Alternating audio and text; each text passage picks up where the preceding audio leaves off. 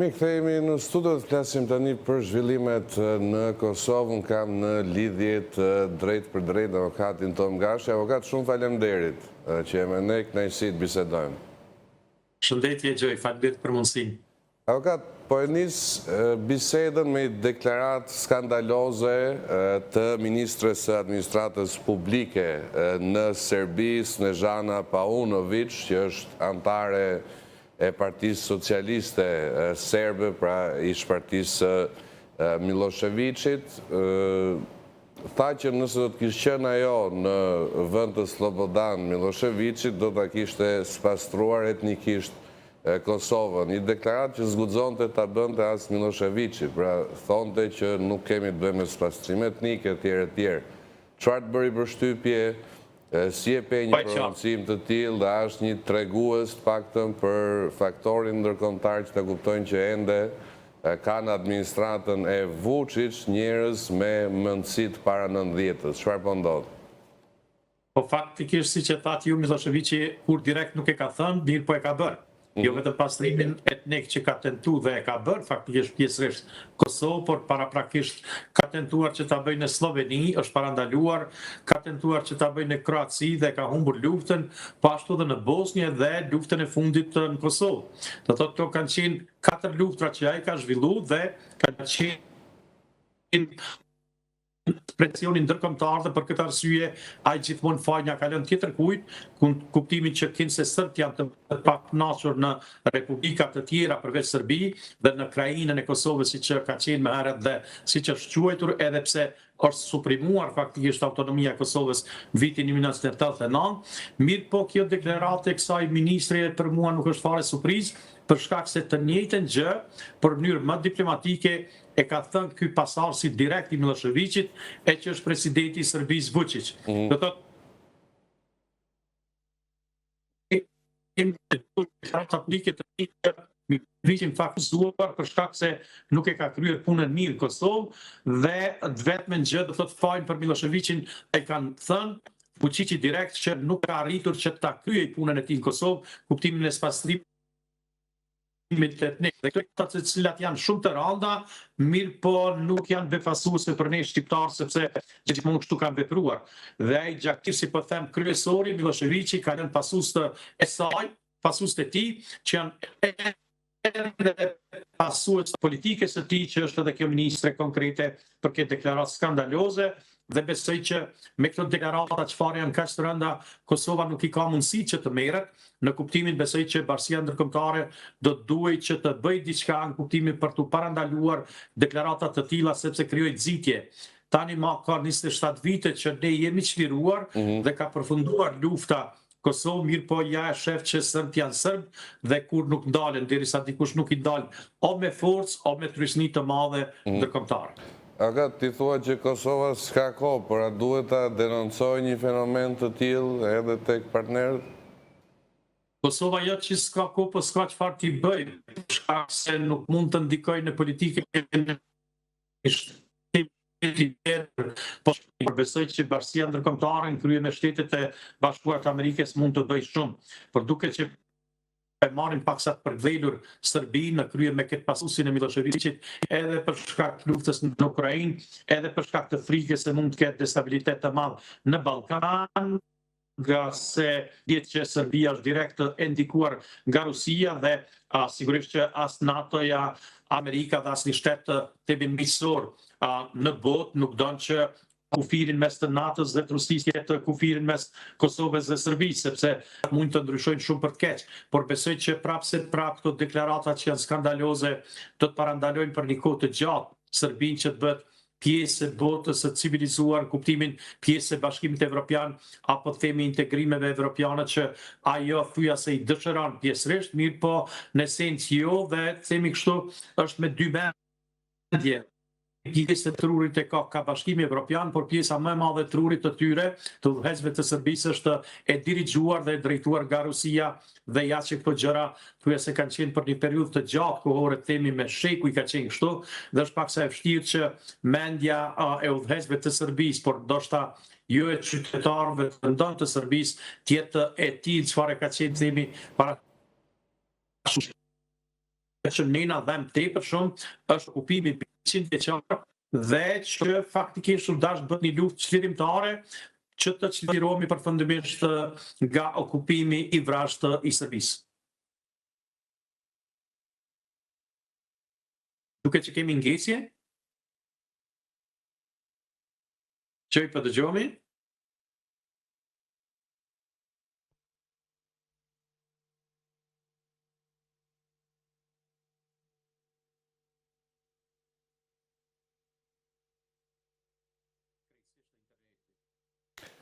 Mirë, kërkojmë ndjesë për këtë problem teknik, avokat mund të avijojmë bisedën. Flasim pak edhe për situatën politike në Kosovë. Çfarë po ndodh atje? Patëm një certifikim të rezultatit. Si e sheh në tërësi atë se çka mund të prodhoj, po themi rezultati i fundit zgjedhor? A mund të kemi formim të institucioneve apo duhet përgatitemi sërish për zgjedhje? Po,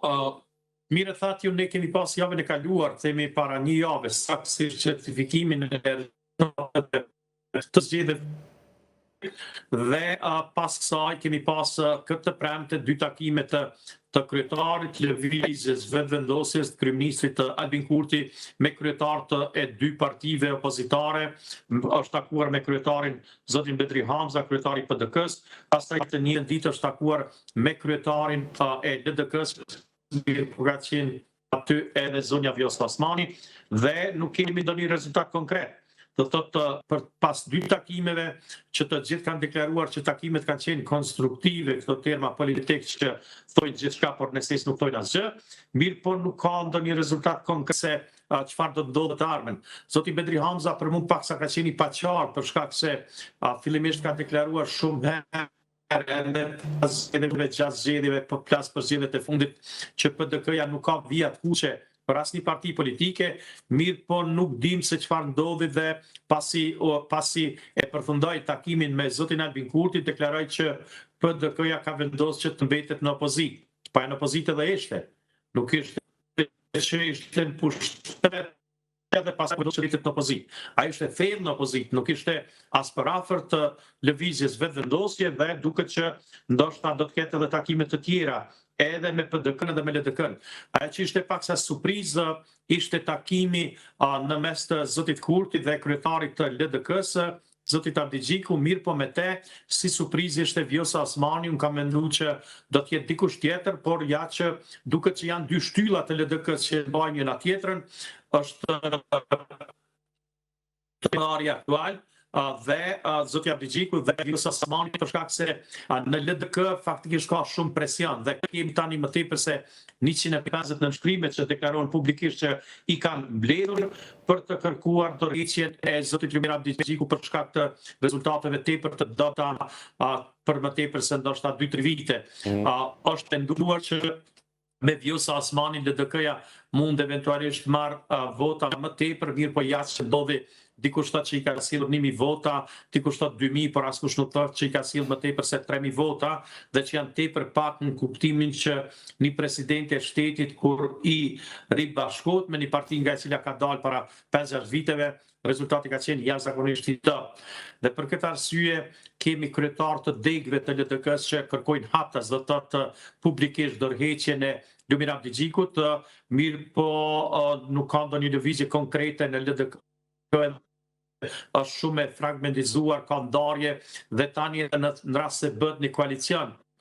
me lëvizjen vetëvendosje, nuk besoj që të gjithë deputetët e LDK-s janë 18 që do të votojnë faktikisht, do të qëndrojnë në sallë kur të vijë koha e votimit për president. Dhe gjë duhet ta dim që zgjedhjet gjithmonë bëhen mirë në Kosovë dhe janë nga të gjitha partitë politike që participojnë të pranueshme dhe nga ndërkombëtarët janë zgjedhje që konsiderohen shumë demokratike dhe pas një incident themi shumë apo tron. Mirë po kur vije puna te presidenti duket që partitë opozitare duan si ti dënojnë qytetarët e Republikës Kosovës që po e votojnë lëvizjen vetëvendosje permanente gjithmonë, po fiton spaku këto 50 vitet e fundit, mirë pa ata duket që nuk e kanë të qartë që kanë obligim ligjor kushtetues që qëndrojnë Parlamentin e Kosovës dhe i kanë gjithë të drejtat e tyre që të votojnë për, kundër apo të abstenojnë. Mirë po jo që mos formojnë quorumin. Tani kanë mbetur edhe 3 javë, do të thotë sipas kushtetutës janë edhe 3 javë pas zgjedhjeve të 7 qershorit që duhet të konstituohet fillimisht Parlamenti i Kosovës, Parlamenti i ri, të zgjedhet kryetari, 5 kryetar siç është e përcaktuar, gjë që lehtësisht vetëvendosja vetë do ta bëj sepse i ka numrat për këtë, dhe besojmë që ditën e njëjtë do të kemi edhe qeverinë Kurti 4, mirë po diçka që është risi gjoj, që nuk ka ndodhur do thotë më herët, spaku në 2 zgjedhjet e kaluara, me 28 dhjetor vitit kaluar vetëvendosja të kaloi edhe vetveten kuptimin e 14 shkurtit vitit 2001 dhe fitoi mbi 51.1%. Mirë po në atë kohë mbeti çështja e presidentit, por tani është një risi që Albin Kurti po i fton të gjithë të bisedojnë gjitha partitë politike shqiptare para se të formohet parlamenti i ri i Kosovës dhe të kemi qeverinë e re. I bie një risi dhe duket që zoti Kurti po tregohet jashtëzakonisht bujar, gentleman, po i fton, po takohet me ta, përveç me aleancën e cila nuk don të takohet me zotin Kurti dhe me vetëvendosjen, i ka diku një 5-6 kriteriume që sipas tyre duhet të plotësohen apo të zotohet zoti Kurti se do t'i plotësoj dhe ata do të qëndrojnë në sallën e parlamentit kur vije koha për presidentin. Mirë po ata janë shumë të vegjël si parti e vogël në raport me vetëvendosjen, ata kanë 7 deputet, vetëvendosja ka vetë 53 deputet. Tash paramendane dikush i ka 7 lek, dikush i ka 53 lek, sigurisht që ky 53 ka më tepër dhe nuk mund të krahasohet me këto 7. Mirë po sido që tjetë, zoti Kurti po tregohet shumë bashkëpunues dhe qëllimi është që ndoshta edhe participojnë parti opozitare në qeverinë e ardhshme Kurti 4 dhe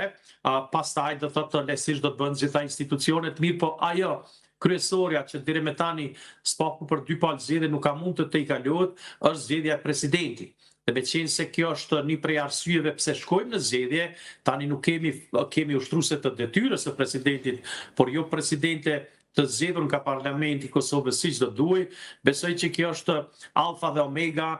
e kësaj zgjedhje, këtyre zgjedhjeve të fundit dhe shpresojmë që partitë opozitare të mbushen mend sepse ata janë aty për shtetin e Kosovës, janë për Parlamentin e Kosovës, nuk janë për vetveten. Pastaj posaçërisht PDK-ja ka kalkulimet e saj politike me të drejtë, sigurisht që pret përfundimin e gjykimit në Hagë dhe definitivisht nga gjykata speciale është njoftuar që me 16 shtator përfundimisht do të shpallet aktgjykimi i cili është aktgjykim në shkallë të parë për zotin Thaçi dhe të tjerë dhe kalkulimet politike ata kanë të drejtë që ti kenë, mirë po jo që ta lënë vendin pa president, jo që ta lënë vendin do të tillë sepse bashkia ndërkombëtare nuk po na shikon më mirë dhe duhet ta dimë që pa institucione të formuara, pa gjitha institucionet në Kosovë që duhet jenë funksionale, ajo që gëzohet më shumti është Serbia. Dhe edhe në qoftë se eventualisht kemi dënim gjykues apo dënues për pjesëtar udhëhes të ushtrisë shqiptare të Kosovës, atëherë do t'i bie si një dhuratë e Serbisë, të cilën këtë dhuratë i dhënë e vitit 2015 që kanë votuar këtë fatkeqësi që na ka gjetur e që e ka në gjykatë speciale. Do thotë gjithçka është e dëmshme tani për tani, por shpresojmë që do të ndryshojë për të mirë. Avokat, ndërkohë, me qenë se përmendëm, ka një shfrytëzim maksimal të kohës... Shkutje apo ndërprerje totale të internetit. Jo, ne të dëgjojmë, nuk e dinë se na dëgjon dhe ti ne. Po dëgjoj, mirë është. Avokat, me qenë se përmendëm gjykatën speciale, si e pe shfrytëzimin maksimal të kohës për të dhënë një vendim? Pra dijej që vendimi do duhet jepej për 3 muaj dhe gjykata mund kërkonte një zgjatje me 3 muaj të tjerë, pra i shfrytëzoi në maksimum atë çka i ofronte hapësira për vendim. Është lajm i mirë apo lajm i keq?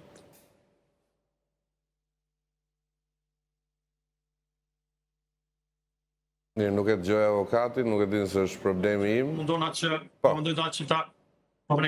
Jo, mirë, pjesërisht dëgjova, por supozoj që pyetjen mund ta di, besoj që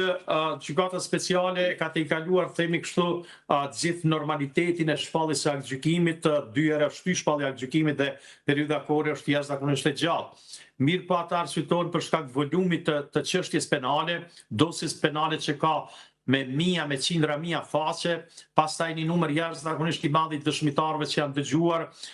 dhe që duhet krahasohet dëshmitë e tyre, pas prova materiale dhe ajo që kemi thënë me ju gjithmonë, do thotë është që shpresojmë që gjykata speciale mos të bie në kurthin që t'i marrë si provat pranueshme dëshmitë apo provat e rrejshme që janë dërguar nga Serbia, sepse s'është normale, do thotë që të merren si kredibile provat nga një shtet armiqësor si Serbia dhe posaçërisht kur dihet që me Serbinë ka qenë lufta, do thotë një palë ndërluftuese, do të ishte krejtësisht jo normale që të aprovohen të prova, sepse atëherë rezultati themi përfundimtar i gjykatës në shkallë të parë mund të jetë mirë për qytetarët e Republikës Kosovës, për pjesëtarët e ushtrisë shqiptare që fatkeqësisht gjiden atje, mirë po atje gjiden me votën e shumicës shqiptare që ka votuar me 83 deputet me 3 gusht vitit 2015, mirë po ja, këta që kanë votuar gjykatën speciale, tani kinë se vajtojnë për rezultatin që mund të jetë ndoshta dhe jo i mirë, por këta duket që për çka e kanë kujdestar për ta fajsuar Albin Kurtin dhe lëvizjen vetëvendosje, ndërsa kjo gjykatë speciale është votuar para 100 viteve që mos të mbajmë mend apo që mos ta dimë se çfarë ka ndodhur. Kjo në vitin 2015 që po i bie pak më pak se 11 vite dhe lëvizja vetëvendosje përveç që nuk e ka votuar, ka dalur krejtësisht duke kundërshtuar votimin e gjykatës speciale, ka dalur krejtësisht nga parlamenti, nga salla e parlamentit të Republikës Kosovës në tentativë që mos ketë quorum. Do thotë pak a shumë si kjo situata me presidentin për Kosovën, ndërsa për qëndruar në Kosovës duhet të gjithë të qëndrojnë për të mirë të Kosovës. Avokat, dhe një pyetje sa i takon ecësurisë së mëtejshme në proceset për të formuar institucionet. A beson se duhet shqyrtuar dhe njerë mundësia e një pjesëtari nga familja Shari për të thyer këtë deadlock, këtë blokad?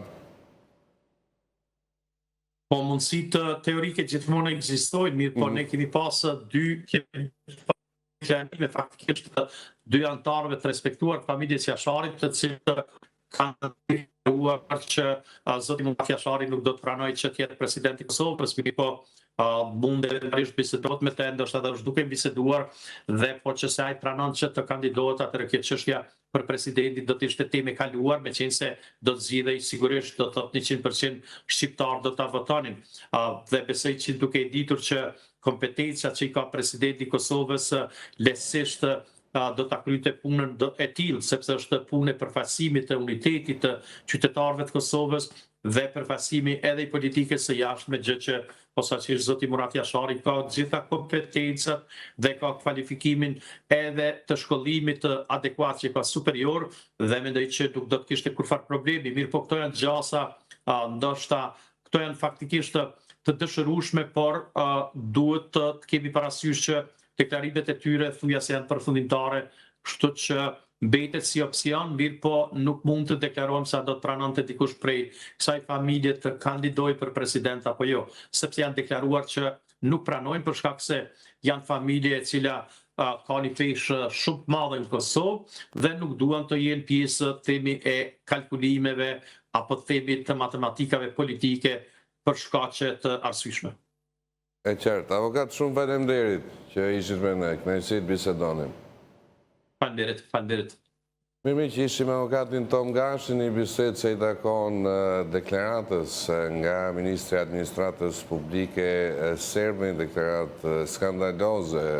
duhet thënë, ku ajo shprehte vullnetin për të pastruar etnikisht Kosovën, rastësisht në pozitën e Miloševićit në vitet 90, folëm gjithashtu për mundësin e krijimit të një qeverie zgjedhjes presidentit pas normalisht konstituimit edhe të parlamentit Kosovës dhe u ndalën tek procesi i Hagës dhe